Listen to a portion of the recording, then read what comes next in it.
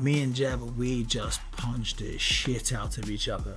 We stood there, bang, bang, bang, crash, bang, wallop. Can't even think of an analogy that can equate to the level of just pain and despair that I was in right then.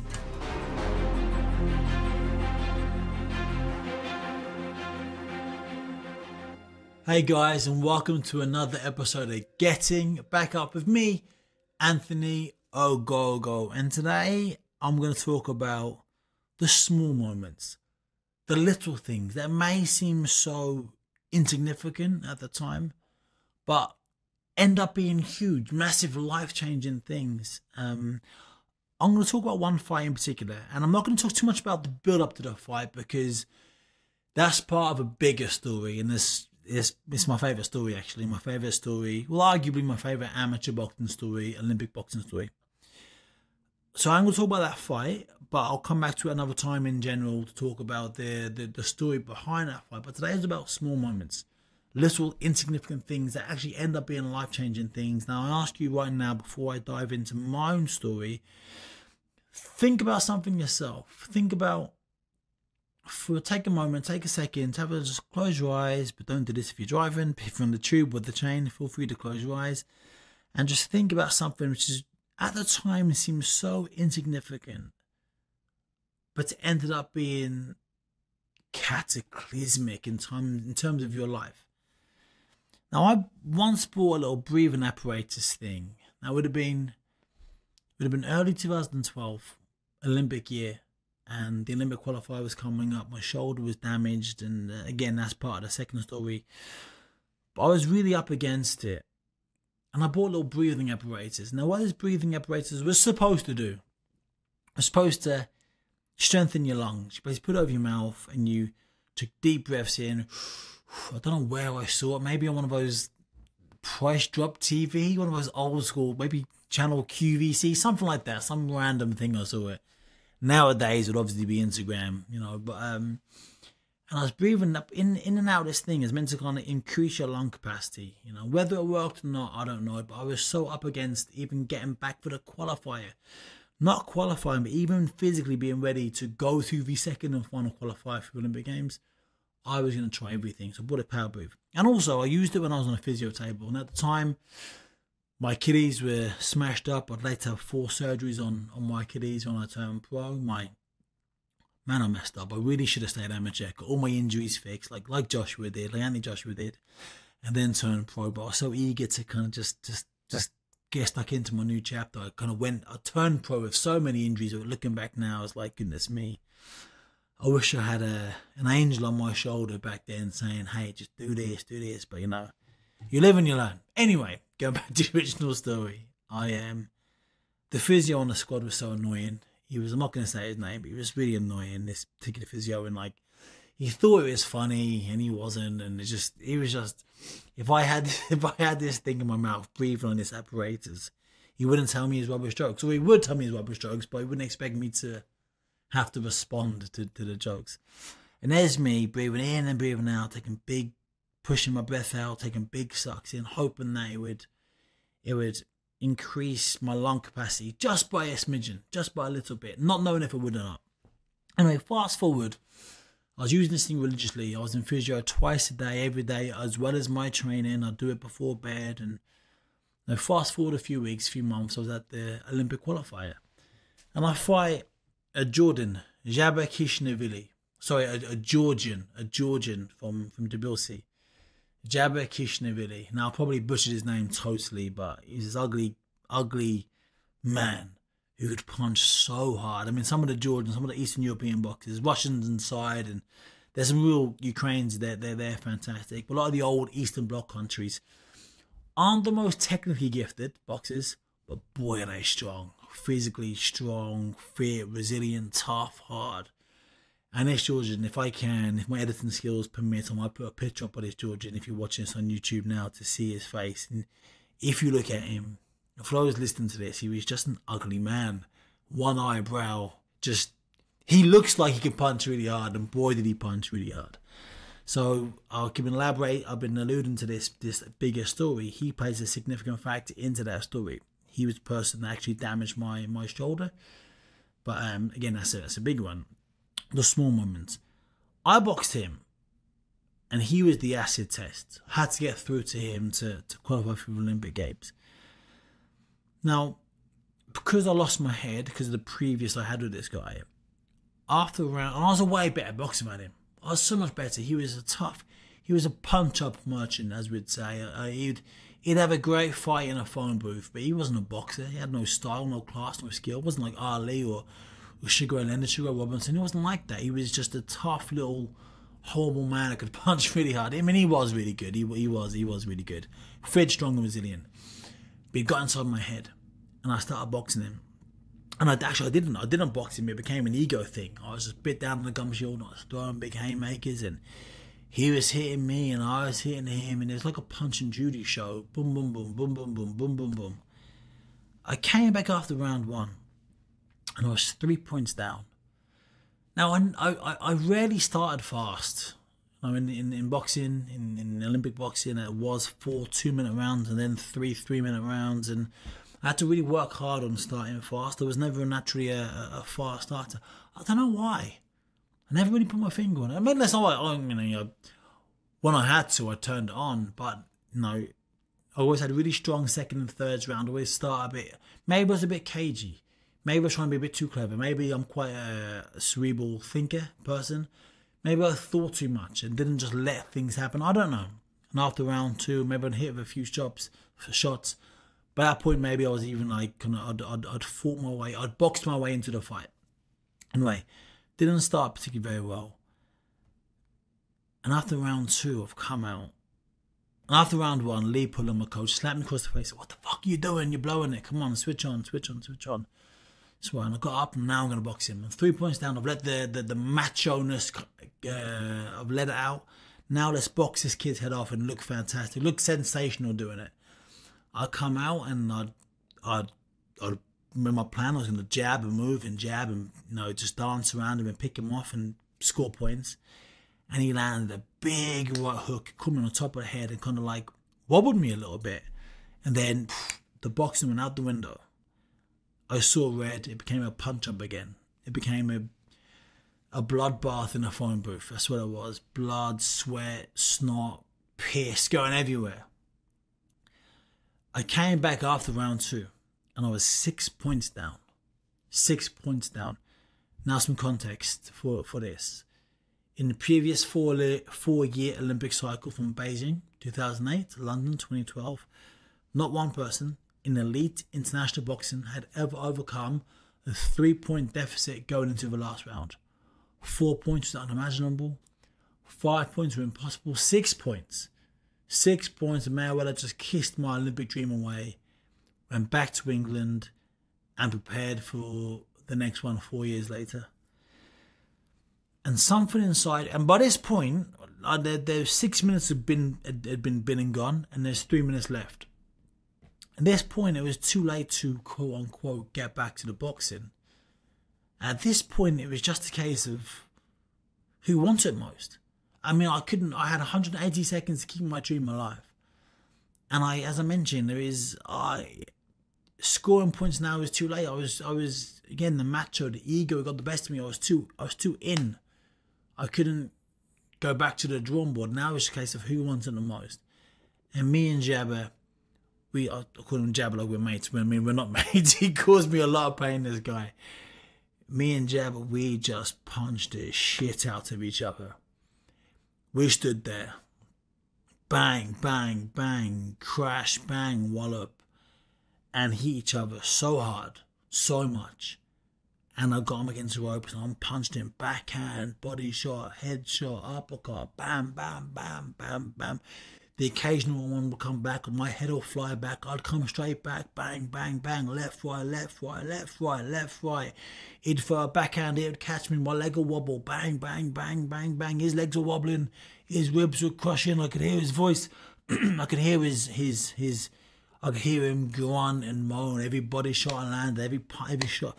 It was a thrilling fight contest, but particularly this last round. I was so tired.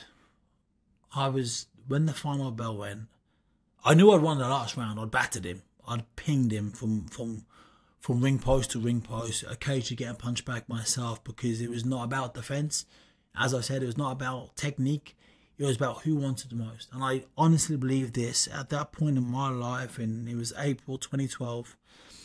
The Olympics were a matter of months away. The stuff that I'd been through, not one person on the planet, in any of the sports or disciplines, wanted to be an Olympian that year like I did. I gave him everything I had. So much so, the final bell went and I fell over the top ropes and I could not breathe. I literally could not breathe.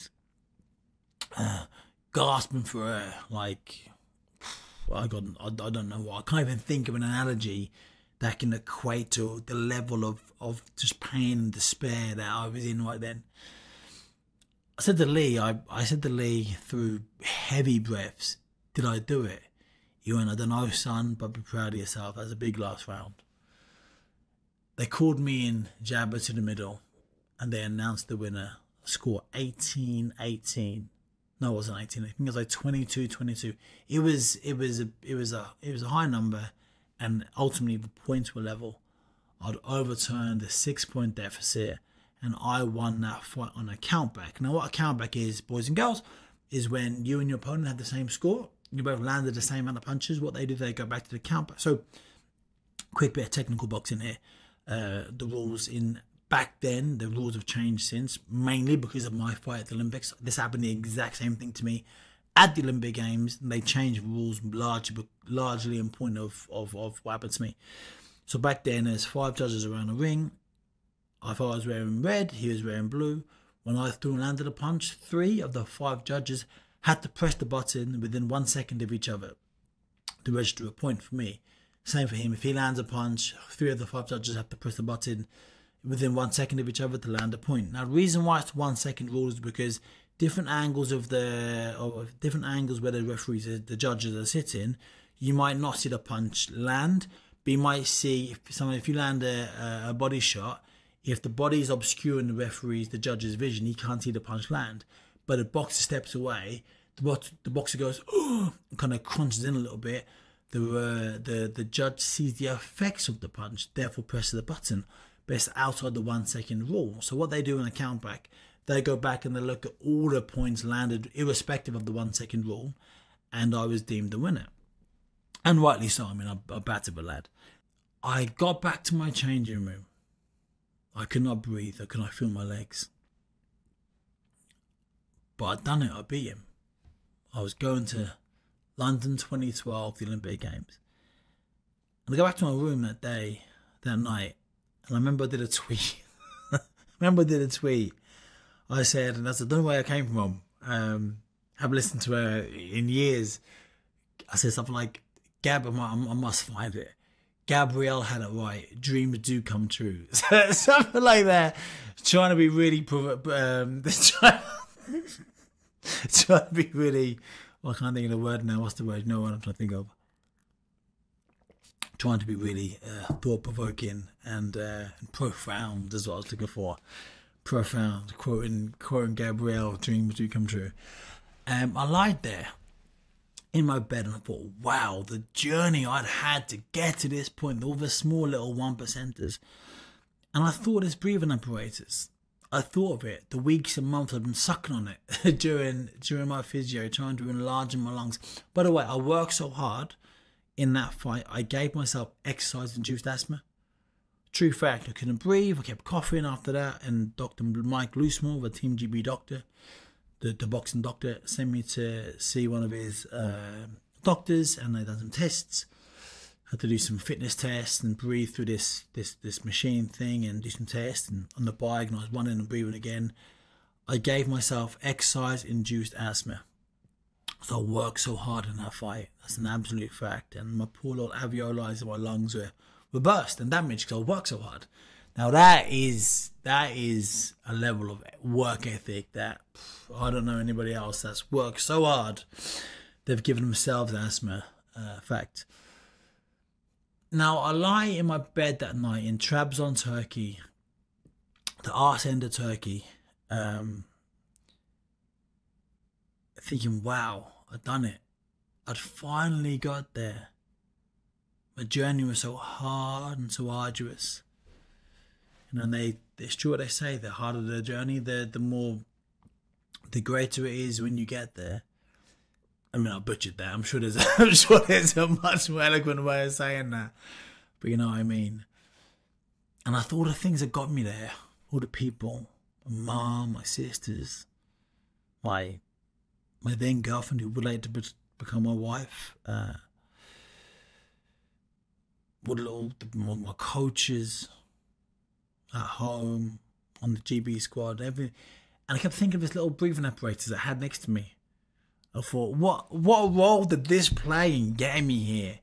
Because if I wasn't, one punch, that's all it took, one punch. I got to talk, just one punch. All it takes is just one punch. For your dreams to come true, or for your dreams to stay just that, just dreams. All it takes is one punch. And sucking on that thing for all those weeks and months, like, how many, punches did that contribute? At least one, surely at least one, you know. Even just the mindset, I walk into that ring thinking, my lungs are stronger than his because I've been sucking on this thing. And obviously training really, really hard. And it just made me think then, I often think all the small things that seem so insignificant. I remember I'm about 15 quid from Amazon probably.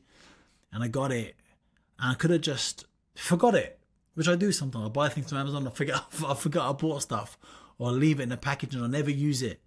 And I used this thing, and I was desperate to become an Olympian and desperate to get to London 2012 and desperate to win a medal. And made me think, all the small things, they seem so small at the time.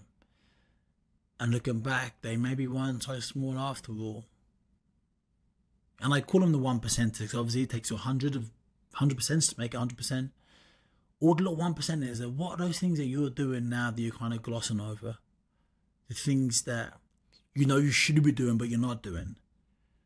The things you think, I might do that, but you never get around to doing it. And last little thing I'm going to say, I want you to really think about that. Like, what are the little 1%ers that you can do? Now, I'm in the, I'm trying to employ somebody. Have my first employee to help me out with some things and all the things I'm doing. My fitness app, Ogogo Fitness, should be launching soon, if not already. So check that out, ogogofitness.com. My podcast here, getting back up, and whatever things I've got my grubby little hands over. And I've done some interviews this week. And some guy said to me, I was really brave of him to do it. Some guy, I answered you, he went, "Hello, governor." That really made me laugh. They really made me laugh. And he's my favourite now. I might give him the job because he went, "Hello, governor." But basically, he done his research on me. He's seen that I'm a professional wrestler. My nickname is the governor. He went, "Hello, governor." And that's really made me smile. I wasn't expecting it. And it's small little things. I mean, he probably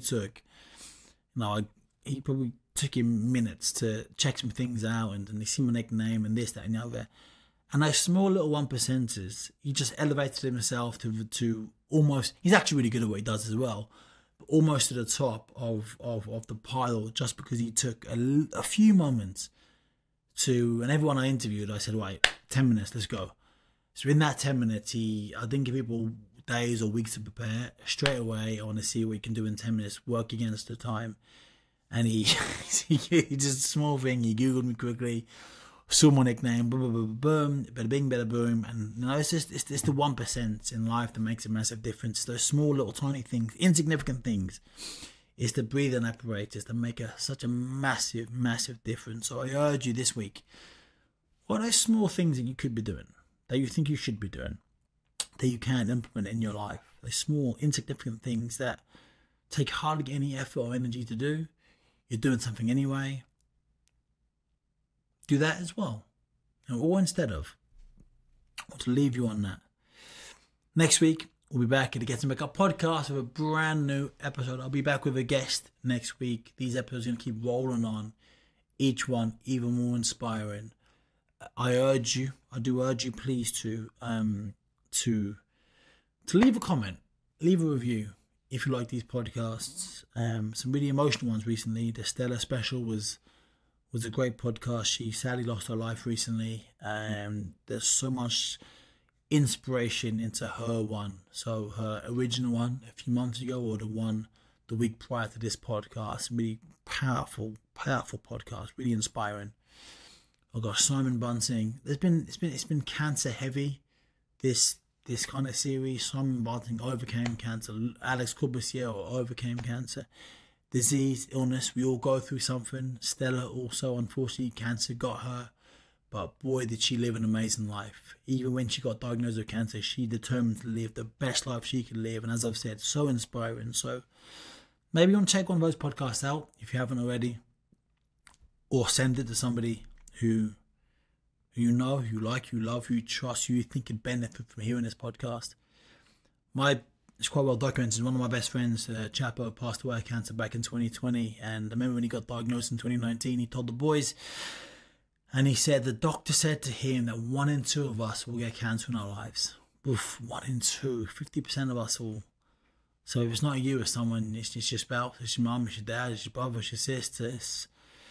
So all these, when I have these guests on talking about these really emotional times in their life, it's for us. It's for the benefit and betterment of us. And there's so much inspiration in these podcasts. But way back to the beginning, Tony Bell, you're talking about becoming world champion. George Gow is finally becoming world champion. There's so much positivity and inspiration sprinkled across every single episode here, and there will continue to be, because I've taken upon myself to do my bit to make this world a better, happier place. You look on the news, you open the newspaper, there's so much killing, so much death, war, famine. It's so sad. I think it's all our responsibility to put some energy, put some good energy back into the world, and that's what I try to do here each week with Getting Back Up podcast. So, write a review. Give me a big fat 5 stars, please. That goes a really long way to helping this podcast grow. Share this podcast. Send it to somebody that you know, like, trust, you think would benefit from listening to this podcast, and keep coming back every single week and hearing me and my lovely guests here. Subscribe, and whatever happens in this coming week, it's going to get tough. It's going to get really tough sometimes. You might get knocked down. Always, please get back up, and we'll hold your hand. We will push you, motivate you to keep going every single week. Boys and girls, ladies and gentlemen, take care, and I will see you again next week.